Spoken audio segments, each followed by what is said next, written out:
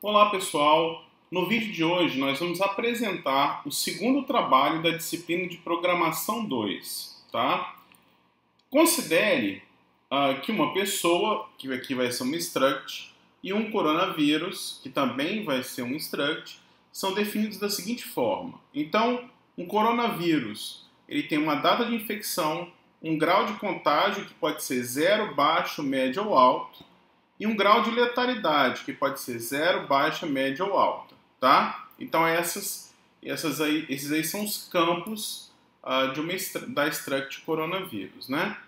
Nós temos aqui também a struct pessoa, que vai ter nome, idade, sexo, tá? E vai ter dentro dela aqui um coronavírus, uma outra struct, tá? Essa aí é a estrutura básica que vai ter que ter aí no nosso segundo trabalho.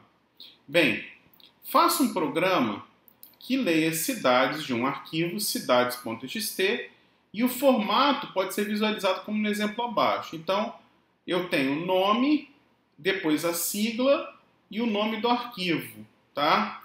Então, ó, ele fica assim, ó, Vitória, a sigla do estado é ES, de Espírito Santo, e aqui o nome do arquivo de onde nós vamos ler as pessoas que estão infectadas ou não. Depois, ó, na sequência, a segunda cidade, Colatina, que também está no Espírito Santo, e esse é o arquivo onde vão ter as informações das pessoas de Colatina. E assim sucessivamente, tá? Considere que o nome da cidade será uma palavra sem espaço em branco, ou seja, Porto Seguro será Porto Seguro, tudo junto, por exemplo. Isso aqui é para facilitar a questão da entrada de dados, tá? Bem, aqui tem uma questão, uma dica importantíssima. Considere a possibilidade de definição de structs estado e cidade, tá? Pensem direitinho pelo seguinte. Eu tenho aqui, ó, a cidade de Vitória. Aí lá no arquivo vitória.txt, a gente vai ter, ó, um conjunto de pessoas, ó. Então eu tenho o Pedro, que tem 20 anos, ele é do sexo masculino, ele se infectou nessa data aqui, ó. O grau de infecção, primeiro aqui é infecção, contágio eu chamei. Então, ó, o grau de contágio do Pedro é médio e o grau de letalidade é baixa, tá? Já a Maria tem um grau de letalidade média, tá? E um grau de contágio, vamos colocar a Maria, volta para Maria, um grau de contágio baixo. O Genário tem um grau de contágio médio e o Lucão tem um grau de contágio baixo, tá? É que baixo na realidade, né? Aqui ficou uma trocazinha da letra aí. Bem, então esse é o arquivo de entrada de dados que eu tenho, por exemplo, em vitória.txt, tá? Cada uma dessas cidades vai ter um arquivinho desse aqui com essa cara, né? Onde vai ter o nome do indivíduo, a idade, o sexo, a data de infecção e os graus de... Eu sempre esqueço os nomes que eu coloquei. Grau de contágio e grau de letalidade. Então, isso aqui vai ter em todas as linhas aí desse arquivo, tá? Desses arquivos. Bem, depois de lidos os dados de todas as cidades, pessoas das cidades, imprimir na tela. Então, eu vou ter aqui, pessoal, vários arquivos para ler. Cada arquivo desse vai ter informações como essas aqui, tá? E aí eu vou ter que guardar isso numa estrutura de dados que eu consiga percorrer depois, tá? Nesse caso vai ser uma matriz aí, uma coisa que a gente vai estar trabalhando, ou um vetor de vetor, enfim, né? Bem, os dados das pessoas infectadas por estado e cidade. Bem, pessoal, aqui cabe uma dica. Eu poderia organizar essas pessoas de duas formas. Eu posso ter um estado, dentro dele, um vetor de cidades, dentro de cada cidade, um vetor, por exemplo, das pessoas daquela cidade. Essa é a estratégia que eu faria, tá? Uma outra possibilidade é nós termos apenas um vetor de cidades, onde cada cidade tem dentro dele um vetor de pessoas, e aí eu separar por estado na hora que eu vou fazer algum algoritmo que trabalhe com essas informações. O problema é que aí eu vou ter um custo computacional de toda vez sair caçando quem são os estados de dadas cidades. Por exemplo, nessa questão aqui, ó, eu tenho Espírito Santo com Vitória e Colatina. Tá?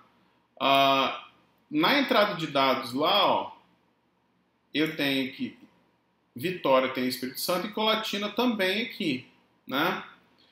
Se eu guardar apenas a informação de Vitória e dentro dela marcar que é Espírito Santo, na hora de fazer essa totalização aqui, eu vou precisar sair navegando no vetor de cidades e verificando se eu encontro mais alguma cidade do mesmo estado que a cidade que eu estou trabalhando. Tá?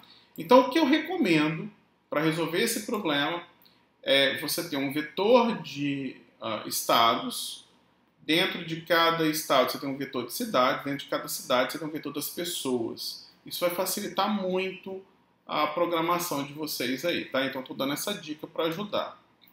Bem, a segunda questão diz que as cidades mais infectadas proporcionalmente, né?